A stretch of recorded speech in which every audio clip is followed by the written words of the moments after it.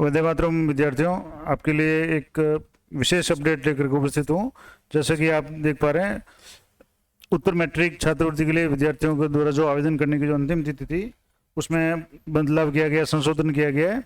और ये आदेश 3/8 को ये जारी किया गया है, जिसमें शैक्षणिक सत्र 2022-23 में राजस्थान के मूल निवासियों के लिए अनुसूचित जाति, अनुसूचित जनजाति, विशेष समूह, पूर्व में पिछड़ा वर्ग, विशेष पिछड़ा वर्ग, अन्य पिछड़ा वर्ग, आर्थिक पिछड़ा वर्ग, घुमंतु, विमुक्त घुमंतु, अर्ध घुमंतु, मुख्यमंत्री सर्वजन शिक्षा उत्तर मैट्रिक छात्रवृत्ति योजनाओं में राज्य की राजकीय या निजी मान्यता प्राप्त शिक्षण संस्थाओं और राज्य से बाहर की राज्य और राष्ट्रीय स्तर की शिक्षण संस्थाओं के पाठ्यक्रमों में प्रवेशित या अध्ययनरत शिक्षण संस्थाओं के विद्यार्थियों द्वारा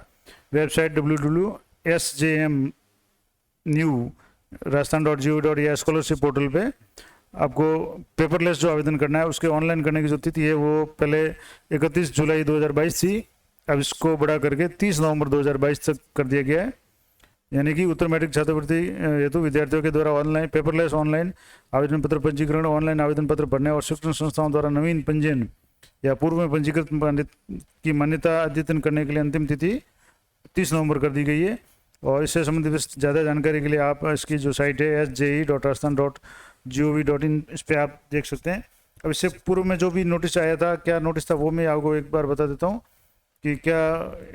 ये जैसे इसकी साइट है social justice and empowerment department, और इस साइट पे यहाँ जैसे आप देखेंगे तो extension of date, last date है ये अभी 3 अगस्त को ये जारी हुआ था, जो आदेश मैंने अभी आपको बताया। उससे पहले date of schedule for scholarship portal opening का है और स्कॉलरशिप की गाइडलाइन है वो क्या क्या है। तो जैसे ये ओपनिंग का जो है ये मैं आपको थोड़ा सा बता देता हूँ कि ये आदेश 16 जून को निकला था और जिसमें कहा गया था कि 15 जून से ये पाठ्यक्रम स्ट्रक्चर अध्ययन करने के लिए पोर्टल आरंभ करने की तिथि थी। और उत्तर मैट्रिक छात्रवृत्ति तो विद्यार्थियों के द्वारा पेपरलेस ऑनलाइन आवेदन पंजीकरण कर ऑनलाइन आवेदन भरने की जो पोर्टल प्रारंभ होने की जो तिथि थी 1 जुलाई थी और अंतिम तिथि थी वो 31 जुलाई थी। इसको अब बढ़ा करके 31 जुलाई से बढ़ा करके, जैसे कि आपको अभी मैंने बताया, इसको बढ़ा करके 30 नवंबर 2022 तक कर दिया गया है। ये एक महत्वपूर्ण अपडेट थी। अब इसमें क्या क्या था कि इसमें कौन कौन भाग ले सकते थे, तो जैसे आय सीमा, इसमें ST SC OBC EBC या DNT, इनके लिए जो आय सीमा थी वो 2.5 यानी 2.5 लाख रुपए तक वार्षिक आय वाले परिवार के विद्यार्थी आवेदन कर सकते थे। इसके अलावा कुछ एक अलग श्रेणी जो है डॉक्टर अंबेडकर आर्थिक पिछड़ा वर्ग EBC, अन्य पिछड़ा वर्ग OBC और डॉक्टर अंबेडकर विमुक्त घुमंतु और अर्ध घुमंतु DNT में ये निम्न 17 श्रेणी वाले वही आवेदन कर सकते हैं। उनमें BPL कार्ड धारक की पुत्र पुत्री, अंत्योदय कार्ड धारक की पुत्र पुत्री, स्टील BPL कार्ड धारक की पुत्र पुत्री, अनाथ बालक या बालिका, विधवा स्वयं विधवा की पुत्री पुत्र या तलाकशुदा महिला स्वयं तलाकशुदा महिला की पुत्र पुत्री या विशेष योग्यजन स्वयं या विशेष योग्यजन की पुत्र पुत्री। उक्त श्रेणी में न्यूनतम 60% प्राप्तांक वाले आवेदक को प्राथमिकता दी जाएगी और इसके लिए उत्तर मैट्रिक छात्रवृत्ति योजना में 5 लाख रुपये से कम वार्षिक आय सीमा वाले सभी जाति के परिवारों को राष्ट्रीय स्तर की शिक्षण संस्थाओं जो विभाग द्वारा सूचीबद्ध है उनमें अध्ययनरत होने पर ही विद्यार्थी ही आवेदन कर सकेंगे। और ये पूरी जो पहले जो ये पूरा नोटिफिकेशन जारी हुआ था तो ये अपडेट थी कि ये तारीख आप बढ़ गई है। अब अगर आपने अभी तक फॉर्म नहीं भरा है तो आप इसके फॉर्म भर सकते हैं और इसके लिए जो सारा जो प्रस्ताव जो भी प्रोसेस है ये ऑनलाइन प्रक्रिया है, यानी सभी विद्यार्थी ऑनलाइन आवेदन स्वयं पासवर्ड सर्जित कर अथवा ई मित्र साइबर कैफे या शिक्षण संस्थान से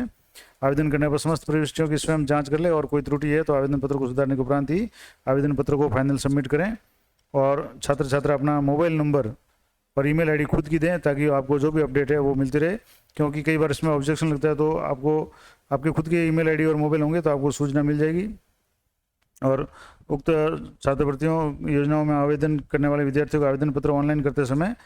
कुछ दस्तावेज जो चाहिए, जैसे कि सभी दस्तावेज जन आधार, राजी वॉल्ट या डिजीलॉकर से ऑनलाइन लिए जाएंगे। जैसे आय का प्रमाण पत्र है, मूल निवास, जाति प्रमाण पत्र, गत वर्ष की अंक तालिका आदि। और वांछित दस्तावेज अगर ऑनलाइन उपलब्ध नहीं होंगे तो मूल दस्तावेज को रंगीन स्कैन करके पोर्टल पे आपको अपलोड करना पड़ेगा। और इसमें क्या क्या करना पड़ेंगे, जैसे गत अंतिम परीक्षा की अंक तालिका है, फीस की जो मूल रसीद है जो आपने शिक्षण संस्था में भरी है, अन्य पिछड़ा वर्ग के आवेदक ये तो जो चिन्हित श्रेणी है, ये सारे डॉक्यूमेंट आपको करने पड़ेंगे। और जन आधार ID और आधार नंबर के अभाव में विद्यार्थी की छात्रवृत्ति स्वीकृत नहीं की जाएगी, इसलिए जन आधार ID और ये आधार नंबर आपके लिए सबसे ज़रूरी है। इसके अलावा बैंक खाता है वो भी खुद विद्यार्थी का ही हो और छात्रवृत्ति आवेदन पत्र में जो खाता उनके द्वारा अंकित किया जा रहा है वह बैंक के नियमानुसार KYC पूर्ण स्वयं का खाता हो, जिसमें KYC अपडेट हो, यानी आधार पैन वगैरह सारी जो भी चीज़ें हैं वो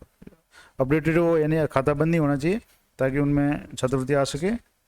और इस तरीके से ये पूरी जो प्रक्रिया थी, ये पूरी जो डिटेल में जानकारी है, ये आप इस वेबसाइट पे जाकर के आप ये 16 का, जैसे इस वेबसाइट पे जाकर के आप 16 जून का जो नोटिफिकेशन है उसको आप देख सकते हैं। और लेटेस्ट जो नोटिफिकेशन है वो मैंने आपको बता दिया कि ये आप 26 नवंबर तक ये जो भी छात्रवृत्ति का जो उत्तर मैट्रिक छात्रवृत्ति है इस पर आवेदन कर सकते हैं। आशा करता हूँ ये जानकारी आपके लिए उपयोगी रहेगी। तो इसी तरह के अपडेट के लिए चैनल पर बने रहें। मिलते हैं नेक्स्ट वीडियो में, तब तक जय हिंद, जय भारत।